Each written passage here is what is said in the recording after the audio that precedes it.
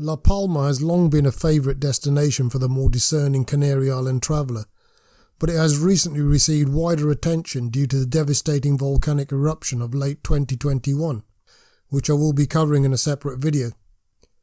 Unlike the far more popular islands, most people come here not for a beach holiday, but to explore the diverse natural beauty of La Isla Bonita, as it is known.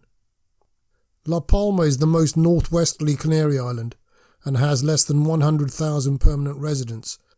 Geologically, it is relatively young at around 1 million years and is volcanically active due to it being located over the Canarian hotspot. There have been 3 major eruptions in the last 70 years. Watch my video on volcano formation to learn more. The island has an extremely interesting and diverse landscape and has thick forests in many parts due to the relatively high rainfall and moisture at altitude. The average elevation is over 300 metres, with some parts of the coast rising almost vertically from the ocean. There is a 2,000 metre volcanic ridge along the southern spine of the island, which is riddled with volcanic cones and craters and has been responsible for recent eruptions. The major population centres are on the east coast and on the western side in the Aradan Valley. The spine continues into the majestic Caldera Tabirente, an immense erosion depression with the depth of some 1,500 metres surrounded by high peaks.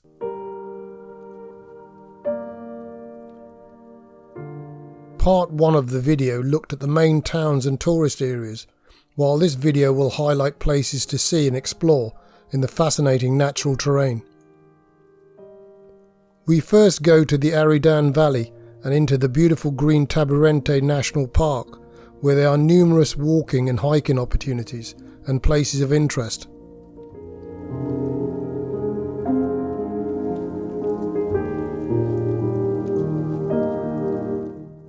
A popular tourist attraction is the Chapel of the Virgin of the Pine, which was built in 1930. The old pine tree outside the chapel is reputed to be around 800 years old.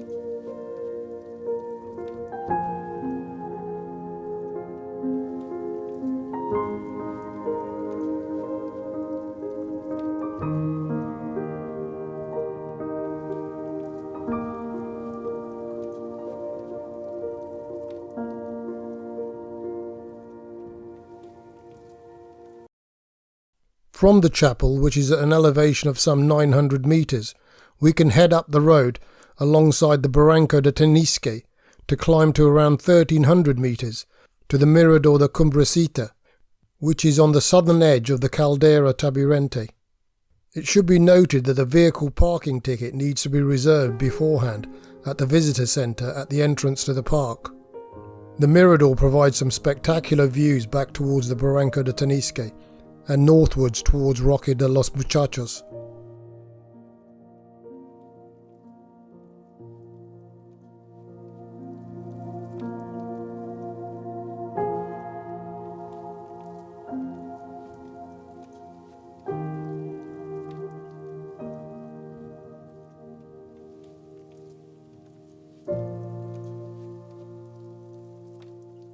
The caldera has an abundance of flora and fauna and interesting sights. There are many hiking trails that can be pursued either privately or via organised tours. Going north across the caldera to 2,400 metres, the highest point in the island, is my favourite location, the Roque de los Muchachos Observatory. Here the conditions are excellent for astronomical observations, with minimal light pollution and cloud cover. The observatory currently has the largest optical and infrared telescopes in the world, as well as around 20 other telescopes and astronomical instruments for different types of study, including night observations, solar physics, and high-energy gamma-ray astrophysics. The telescopes have been mainly funded and run by research institutions and universities from the UK, Scandinavia, the Netherlands and Spain. The observatory has contributed to the study of the universe, including confirming the existence of black holes, gravitational waves and the accelerating expansion of the universe. Roque de los Muchachos also has the best vantage point on La Palma to get spectacular views of the caldera, the ocean and Tenerife.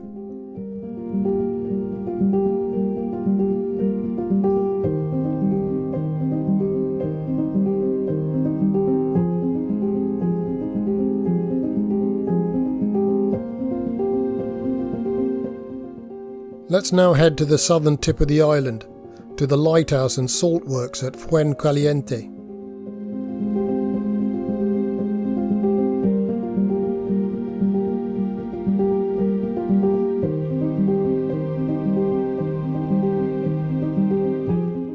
This area is characterized by relatively fresh lava fields from the 1971 eruption of the Teniguia volcano and has a number of hiking trails in the unique terrain.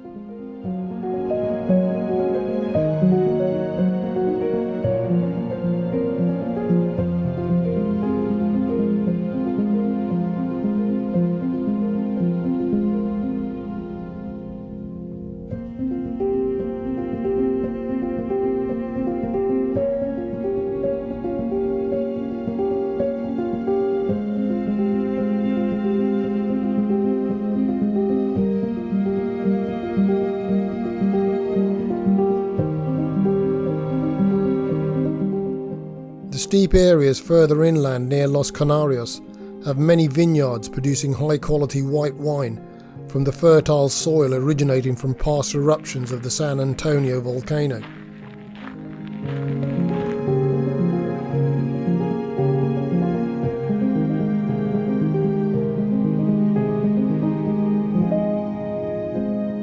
Indeed, La Palma has many wine-growing areas, and much time could be spent visiting the various vineyards or bodegas around the island. From Los Canarios, there is a well-known trail, the Ruta de los Volcanes, which runs along the Cumbre Vieja ridge of volcano cones through the centre of the island. This trail ends up on top of the Aridan Valley.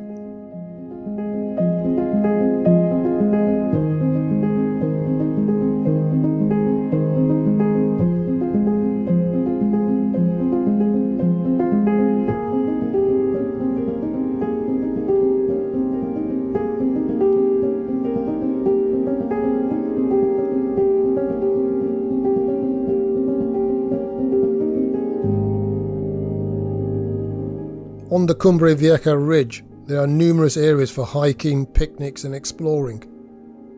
One such place is the trail called the Hilera, which can easily be reached by car from Santa Cruz.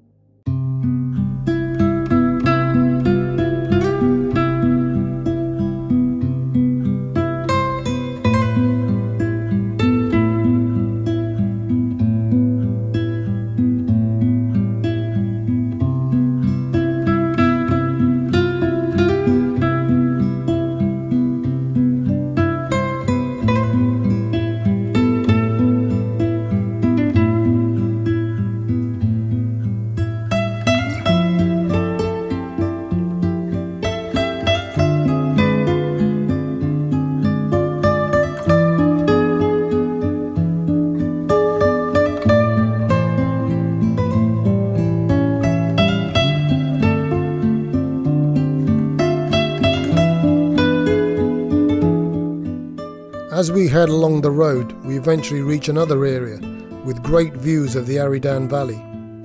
The terrain is heavily covered by fresh volcanic ash from the huge 2021 eruption on Cumbre Vieja.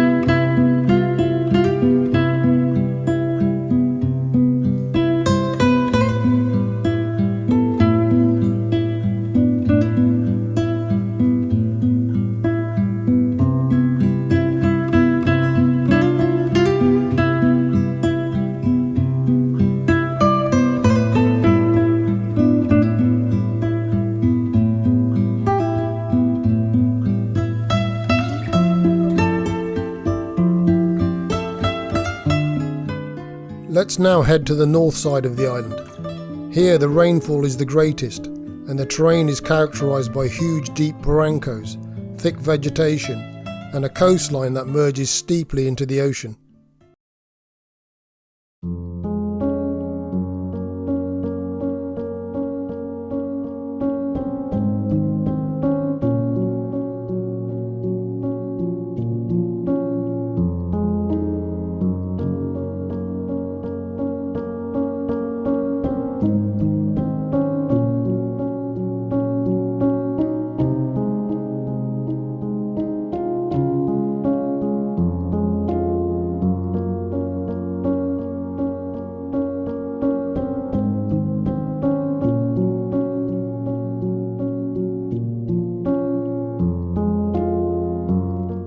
The area is dotted with numerous interesting villages and towns, including Barlovento and Charco Azul, which is famous for its natural pools.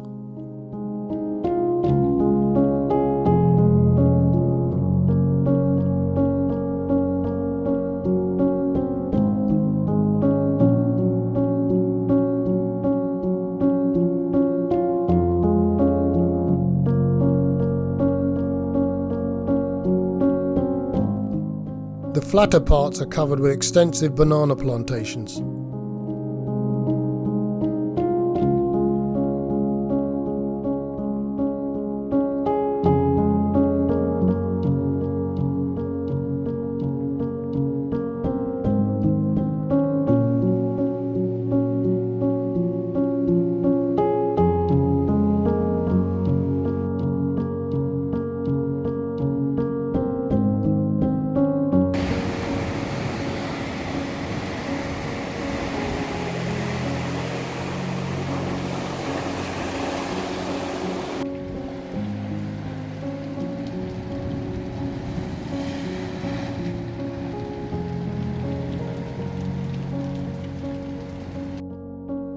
As we have seen in this part and part 1, La Palma has a diverse and fascinating landscape, full of exploring, hiking and sightseeing opportunities away from mass tourism, and is certainly worth visiting by those who value such things.